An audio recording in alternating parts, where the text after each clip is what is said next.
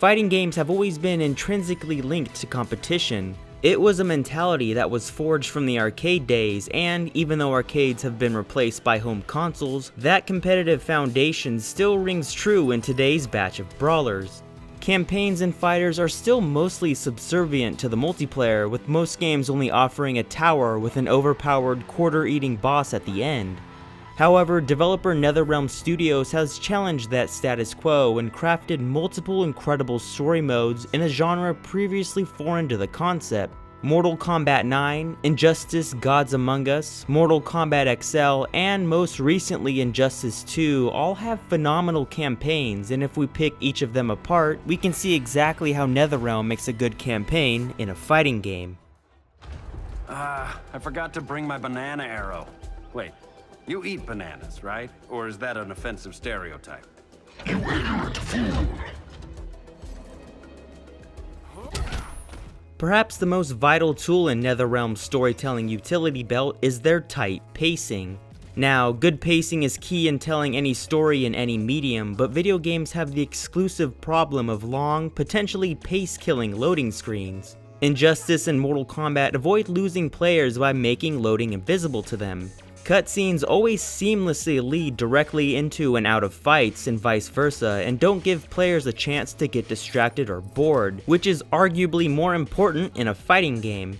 Tekken 7, Street Fighter 5, and if the demo is anything to go by, the upcoming Marvel vs. Capcom Infinite all struggle with this issue in their respective campaigns, by forcing long abrupt load times between most fights and cinematics.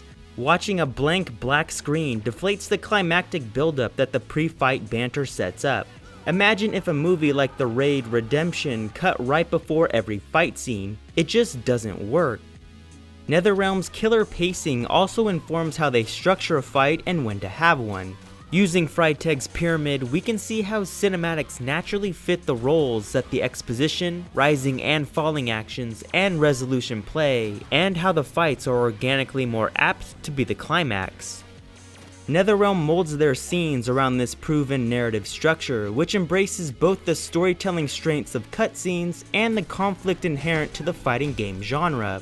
By watching, we can more easily soak in the facial capture, cinematography, and performances, and by playing, we can appreciate the complexities of the mechanics and how empowering it is to actually fight the fights that might be cinematics in other genres.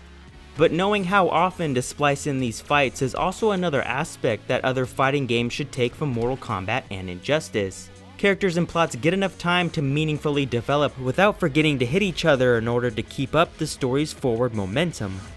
On the other hand, Street Fighter 5 and Tekken 7 both get bogged down too often with painfully dry monologues and multiple boring minutes without a fight. They take themselves too seriously and forget to embrace what they are on the most basic level, games about half-naked buff people hitting each other. NetherRealm gives these half-naked buff people meaning because they have figured out how to utilize the roster, as well as the stages that roster fights in.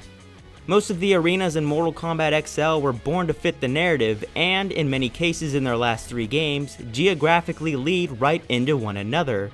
This amount of foresight ensures that the plot naturally leads to the stages and centers around them, instead of having unexplained jump cuts to unrelated areas, or boring monologues that fill in the gaps as the next arena loads in. But when the story does call for jumping between unrelated arenas, the chapter-based framework helps tie everything together again. Splitting up the cast lets the plot organically transition to another character's section of the story in a way that isn't a jarring smash cut to a different place. Concepting the narrative and stages concurrently is important so that the game isn't stuck with a bunch of random arenas, or worse, forced to incorporate them into the campaign anyway. The chapter-based structure also gives importance to the characters as it allows the player to see the story from multiple viewpoints. Episodic chapters help to focus the large cast inherent to a fighting game and explicitly show the player why they should be in the story and how they matter in it. On the gameplay side, it lets players sample fighters in hopes of finding a go-to main character to lab in the practice mode. Contrast that, again, with Street Fighter 5 and Tekken 7, which both zip around erratically from character to character without sticking with any of them long enough to establish a gameplay or narrative connection. It's a stilted string of jarring, trivial moments as opposed to cohesive, developed scenes that support and feed into the overall plot. Episodic chapters also do wonders for changing up the tone by continually swapping who you're fighting as and against. Tonally, Green Arrow's wit and humor is a welcome break from Batman's serious but noble words of guidance. Gameplay-wise, it follows the same formula since playing as Green Arrow is drastically different from playing as Batman. Morally gray characters get their chance to shine too, and the stories usually find clever ways to turn the good guys against each other. It's why Revenant fighters and mind control are an oft-used tool for NetherRealm. It allows them to constantly change who you're fighting as and against, so it's not just the formulaic black and white Sonya vs Kano for 8 or so hours. Sonya and Kano have a long history of beating on each other in the lore too, which is something the pre-match exchanges touch on.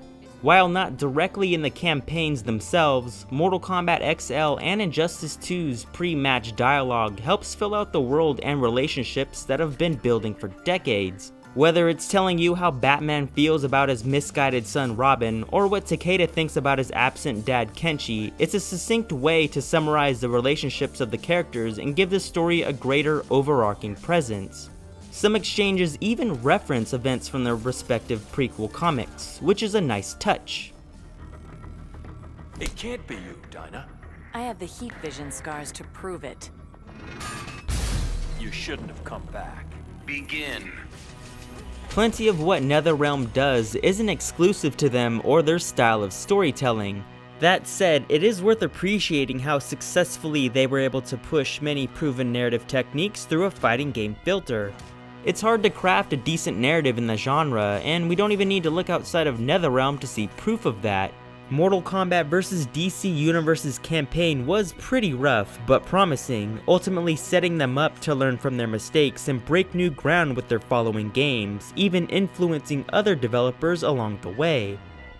Ironically though, those following campaigns still play second fiddle to their competitive halves, and that's okay, given that some developers don't have the resources or desire to create a big budget cinematic story mode that won't be at EVO.